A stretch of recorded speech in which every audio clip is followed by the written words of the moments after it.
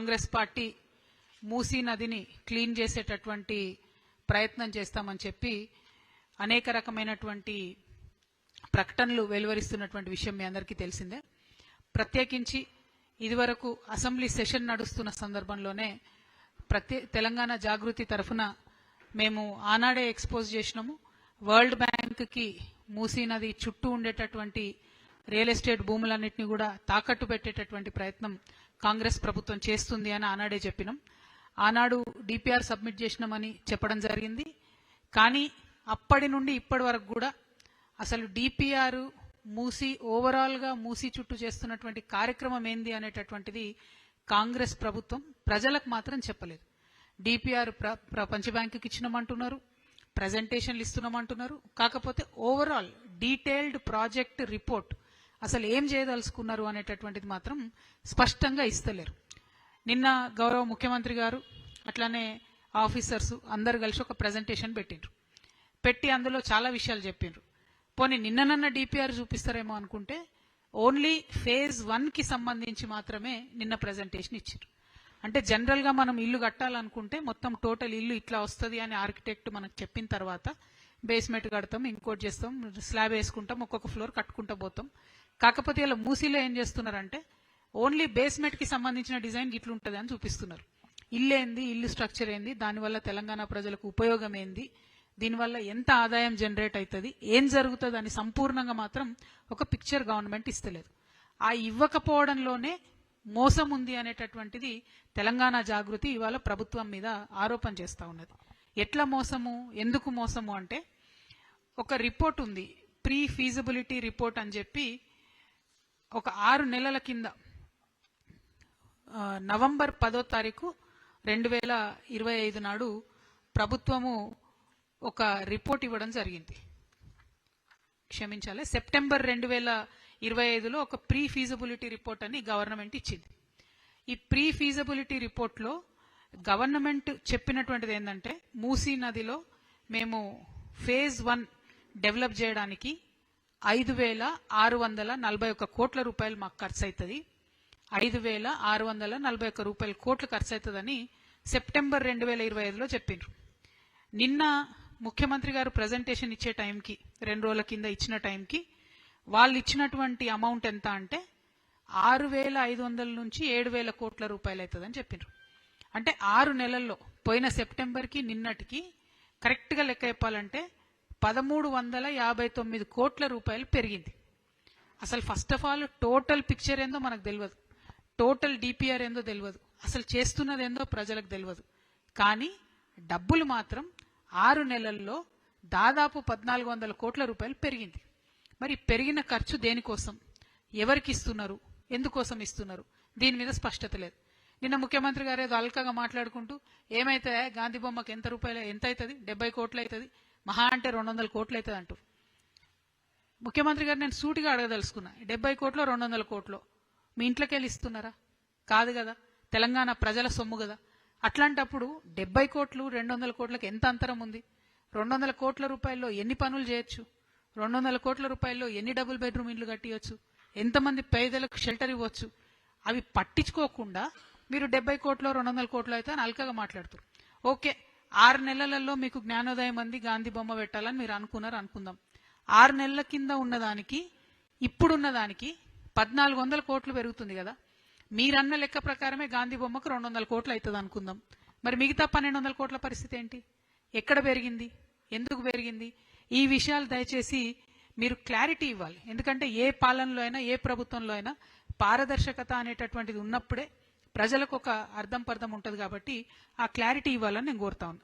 నిన్న ముఖ్యమంత్రి గారు పెట్టినటువంటి సమావేశంలో స్టేక్ హోల్డర్స్ అంటే ఈ ప్రాజెక్టు వల్ల నష్టపోయే వాళ్ళు, ఈ ప్రాజెక్టులో ఇండ్లు కోల్పోయే వాళ్ళు, ల్యాండ్ కోల్పోయే వాళ్ళు, వాళ్ళని కూడా పిలవాలి. కానీ వాళ్ళని పిలవలేదు. వాళ్ళనేమో హౌస్ అరెస్ట్ చేసి ఇంట్లో కూర్చోబెట్టి ఈ ప్రాజెక్టు ప్రజెంటేషన్కి ఎవరెవరిని పిలిచిర్రు? రియల్ ఎస్టేట్ వాళ్ళు, కాంట్రాక్టర్లు, ప్రపంచ బ్యాంక్ యొక్క ప్రతినిధులు, మంత్రులు, ఎమ్మెల్యేలు, వీళ్ళని పిలిచిర్రు. అంటే ఒక close door 5 star hotel meeting పెట్టి మూసీ పక్కనున్నటువంటి మొత్తం ల్యాండ్ కూడా కేక్ లెక్క కోసి ఈ కంపెనీకి ఇంత, ఈ కంపెనీకి ఇంత, ఈ కంపెనీకి ఇంత, ఈ కాంట్రాక్ట్ నీకింత అని పంచుకున్నారు తప్పితే మీరు ప్రజల కోసం ఏమి చేసినట్టుగా మాకు అర్థమైతలేదు. నిజంగా చేసి ఉంటే చెప్పండి. మరి ఎందుకు ప్రజలను పిలవలేదు? ఎందుకు 3,000 ఎకరాల ల్యాండ్ మీరు సేకరిస్తాం మూసీ నది డెవలప్మెంట్ కోసం అని చెప్పిండ్రు. మరి ఆ 3,000 ఎకరాల ల్యాండ్ పోతున్న వాళ్ళని ఒక్కరినన్నా పిలిచిండ్రా? వాళ్ళకి మాట్లాడే అవకాశం ఇచ్చిండ్రా? చెప్పడమేమో మూసీ మీద కన్సల్టేషన్స్ అని చెప్పారు. కన్సల్టేషన్ అంటే ఏంటంటే మాట ముచ్చట, ఒకలో మాట చెప్తే ఇంకో మాట చెప్పాలి. కానీ నిన్న జరిగిందేంది? మొత్తం ముఖ్యమంత్రి గారు ఏకపాత్రాభినయం. చిన్నప్పుడు ఉంటాయి కదా, ఎన్టీఆర్ డైలాగులు చెప్పు, దుర్యోధను డైలాగులు చెప్పు అంటే చెప్తారు. అట్లా మొత్తం ఆయననే ఏకపాత్రాభినయం, మొత్తం ఓన్లీ వన్ సైడ్. అంతే తప్పితే ప్రజల మాట ఈనుడు లేడు. ఆయన పెద్ద ఆయన పైన ఆయన మన్ కీ బాత్ ఆయన చెప్పేది చెప్తాడు. ఇక్కడ ఈయన చిన్న మోడీ తయారైండు మనకి, ఈయన కూడా ఈయన చెప్పేదే ఈయన చెప్తున్నారు తప్పితే ఎక్కడా కూడా కనీసం ప్రజల నుంచి అభ్యంతరాలు వస్తున్నాయి, మధ్యతరగతి ప్రజల ఇండ్లు గులగొడుతున్నాం, సడన్ గా రూల్ మారింది, దాని మీద మాత్రం ఆలోచన చేస్తలేరు. ఇంకొక మాట, టెక్నికల్ గా ఒక అంశం ఉంది, ఇది నేను ప్రభుత్వానికి సూటిగా నేను ప్రశ్నిస్తున్నాను. ఈ ఏదైతే చంద్రబాబు నాయుడు గారు మొట్టమొదట మూసీ ప్రాజెక్టు క్లీన్ చేయాలి, మూసీ నది క్లీన్ చేయాలని ఆయన నందనవనం పేరుతో ఫస్ట్ ఒక ప్రాజెక్ట్ చేసి వదిలేసారు. తర్వాత వైఎస్ఆర్ గారు వచ్చి కొన్ని కేంద్ర నిధులు తీసుకొచ్చి సేవ్ మూసీ అని చేద్దామని ఆయన ట్రై చేసారు. తర్వాత కేసీఆర్ గారు వచ్చిన తర్వాత ఇప్పుడు ఏదైతే ఉందో Musi river front development corporation అని దాన్ని పెట్టి వారు కొంత ప్రయత్నం చేశారు. ఇప్పుడు రేవంత్ రెడ్డి గారు కూడా దాన్ని కొనసాగిస్తున్నారు.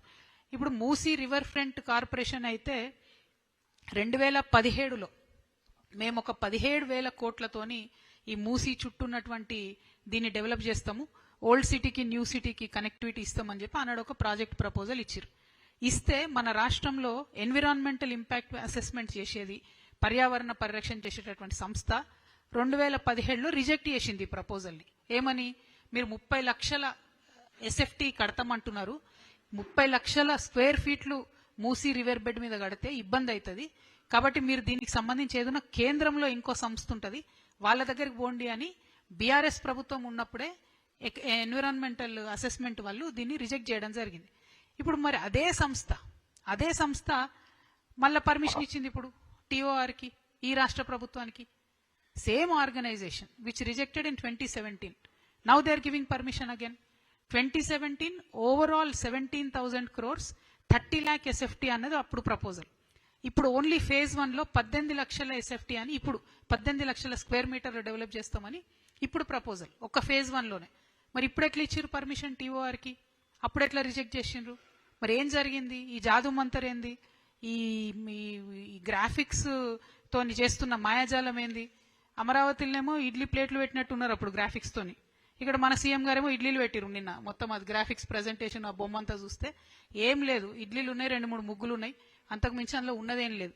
ఎందుకంటే ట్రాన్స్పరెన్సీ ఉండాలన్నది మాత్రం మేము కోరుతున్నాం. డెఫినెట్గా ఎస్, మూసీ మంచిగా కావాలి, మూసీ క్లీన్ కావాలి, మూసీ చుట్టుముట్టు ఉన్నటువంటి పట్టాదారులు, ఆ పట్టా భూములు వాళ్ళందరూ కూడా డెవలప్ కావాలి, నేను కాదనట్లేదు. కావాలంటే ఏం చేయాలి? ఇవాళ మనం ఒక విషయం దయచేసి కొంచెం టైం పట్టిన ఇంపార్టెంట్ సబ్జెక్ట్ ఇది. 16 నాలాల నుంచి మూసీలోకి మురుగునీరు చేరుతుంది మన హైదరాబాద్లో. 16 నాలాలు. ఇప్పుడు నేను ఇచ్చినటువంటి ఈ ప్రపోజల్ మొత్తంలో ఎక్కడ కూడా ఆ 16 నాలాలను మేము అడ్రస్ చేస్తాం, మరి ఆ 16 నాలాల నుంచి వచ్చేటటువంటి మురుగు ముందు మూసీలకు పోకుండా చేస్తామని చెప్పరు. ఏమంటారు? ఓన్లీ 4 ఎస్టీపీలు కడుతున్నాం అన్నారు. 4 ఎస్టీపీలు మొత్తం ఈ 16 నాలాస్ అడ్రస్ చేస్తాయా? అది స్ట్రేట్ క్వశ్చన్, టెక్నికల్ క్వశ్చన్. దయచేసి అధికారులు చెప్తారా, ప్రభుత్వం చెప్తారా? నాకు కాదు, మీరు ప్రజలకు క్లారిటీ ఇవ్వండి. 16 నాలాల నుంచి పోయేటటువంటి హైదరాబాద్ మురుగునీరు, ఫార్మా కంపెనీల నుంచి వచ్చే కెమికల్ నీరు, వ్యర్థం మొత్తం మూసీలకు పోతుంది. మీరు దాన్ని క్లీన్ చేయకుండా ఎన్ని వేల కోట్లు పెట్టి ఏం డెవలప్మెంట్ చేసినా కూడా ఏం లాభం ఉంటుంది? ఫస్ట్ పాయింట్ అది. సెకండ్ పాయింట్, మీరు మల్లన్న సాగర్ నుంచి గోదావరి నీళ్లు తీసుకొచ్చి మూసీని ప్రక్షాళన చేస్తాం, మంచి చేస్తాం అన్నారు. ఒరిజినల్గా కొండపోచమ్మ సాగర్ నుంచి 1,100 కోట్ల రూపాయలతో వచ్చే ప్రాజెక్ట్ని మీరు ఎస్టిమేట్ పెంచి 7,000 కోట్ల రూపాయలు మల్లన్న సాగర్ నుంచి అన్నారు. సరే, సంతోషం. మరి ఆ పనులు మొదలు పెట్టినరా? మీరు ఇప్పుడు మూసీ క్లీన్ చేస్తామంటున్నారు, ఏడుకెళ్ళి చేస్తారు క్లీను? వాటర్ ఎట్లా వస్తుంది, ఫ్రెష్ వాటర్? దాన్ని ఆలోచించండి. మూడవది, నేను మొన్ననే జియాగూడ పోయి వచ్చిన. జియాగూడలో అక్కడ మన గొర్రెలు అమ్ముతారు, మేకలు అమ్ముతారు, మా యాదవ్ సోదరులందరూ, పెద్ద మార్కెట్ అక్కడ. కరెక్ట్ దాని ముంగట్నే మూసి ఉంటుంది, రోడ్కి అవతల సైడ్ మూసి ఉంటుంది. అక్కడనే అన్ని కట్ చేస్తుంటారు గొర్రెలు, తీసుకొని డైరెక్ట్గా వ్యర్థాలలో పడేస్తుంటారు. ఎందుకంటే ఫెసిలిటీ లేదు, స్లాటర్ హౌస్ లేదు. వాళ్ళ తప్పు కాదు, వాళ్ళు అమ్ముకునేటోళ్ళు, వాళ్ళ పాపం ఒక గొర్రెను కొనుక్కొని బతికేటోళ్ళు, అమ్ముకొని బతికేటోళ్ళు, వాళ్ళ తప్పు కాదు. స్లాటర్ హౌస్ లేదు. నా రిక్వెస్ట్ ప్రభుత్వంతో, మీరు ఇన్ని వేల కోట్లు పెడుతున్నారు కదా, టోటల్ మూసీ చుట్టూ మీరు జిహెచ్ఎంసీ వాళ్ళ స్టాఫ్ నంబర్ పెంచండి, క్లీన్ చేపియండి, రోజు ఆ వ్యర్థాలు మూసిలోకి పోకుండా వాటిని కాపాడండి. అవన్నీ ఎందుకో జాలి పెట్టురు, ఫెన్స్ పెట్టుర్రి. మనం ఇంట్లోకి దోమలు రాకుండా పెట్టినట్టు మీరు వ్యర్థాలు మూసి లేకుండా ఫెన్స్ పెట్టండి, 100 కోట్లలో అయిపోతుంది. అంతేగాని 5,000 కోట్లు 6,000 కోట్లు అంటారు, అది అయ్యేది కాదు, సచ్చేది కాదు. ఈ 3 సంవత్సరాలలో దయచేసి నా రిక్వెస్ట్ ఒకటే, మీరు మూసి ఒకటి ఎంక్రోచ్మెంట్ కాకుండా చూడాలి, 2 వ్యర్థాలు అందులో పోకుండా చూడాలి, 3 మూసిలో ఇప్పుడు మీరు ఎంక్రోచ్మెంట్ పేరుతోని ఈ డెవలప్మెంట్ పేరుతోని 1430 ప్రాపర్టీస్ని పడగొడతామని చెప్తున్నారు, వాళ్ళకి కాలనీలు కట్టిస్తామని చెప్తున్నారు. మరి వాళ్ళతోనే ఎందుకు ఇంతవరకు చర్చిస్తలేరు? వాళ్ళని ఎందుకు పిలుస్తలేరు? ఎందుకు రేట్ గురించి మాట్లాడతలేరు? అర్బన్లో వేరే రూల్స్ ఉంటాయి కదా. ఇప్పుడు మొత్తం ఈ project development cost phase 1 7,000 crores అన్న దాంట్లో మల్లన్న సాగర్ సంబంధించిన 7,000 కోట్ల రూపాయలు లేవు, ఈ టోటల్ ల్యాండ్ అక్విజిషన్కి సంబంధించినటువంటి కాస్ట్ లేదు, ఈ ఎస్టీపీలకు సంబంధించి కాస్ట్ లేదు. అంటే మళ్ళీ ఇవన్నీ అదనంగా అవుతాయి అన్నట్టు. మరి వీటన్నిటికీ డబ్బులు ఏడికెళ్ళి తెస్తారు? ఒకవేళ వీటికి డబ్బులు తేలేరు అనుకోండి, ఈ ప్రాజెక్ట్ ఫినిష్ అవుతుందా? అంటే మీరు అల్టిమేట్గా టోటల్ డిపిఆర్ ఇవ్వకుండా తెలంగాణ ప్రజలను మభ్య పెడుతున్నారని మాత్రం చాలా బలంగా మేము నమ్ముతున్నాము. ఇది నా సబ్జెక్టు కాదు, నా సిటీకి సంబంధించిన సబ్జెక్టు, మన హైదరాబాద్ అందానికి సంబంధించిన సబ్జెక్టు. ఈ మూసీ నది మీద డిపెండ్ అయ్యే రంగారెడ్డి జిల్లా ప్రజలు కానీ, తర్వాత నల్గొండ ప్రజలు కానీ, అల్టిమేట్గా కృష్ణా నదిలో కలిసే లోపల మొత్తం ఈ పాయిజన్ క్యారీ చేసుకుంటూ పోతుంది మూసీ నది. కాబట్టి అవుట్ ఆఫ్ దట్ కన్సర్న్ నేను ఈ ప్రెస్ మీట్ పెడతా ఉన్నాను. దీని మీద క్లారిటీ ఇవ్వాల్సిన బాధ్యత ఉంది.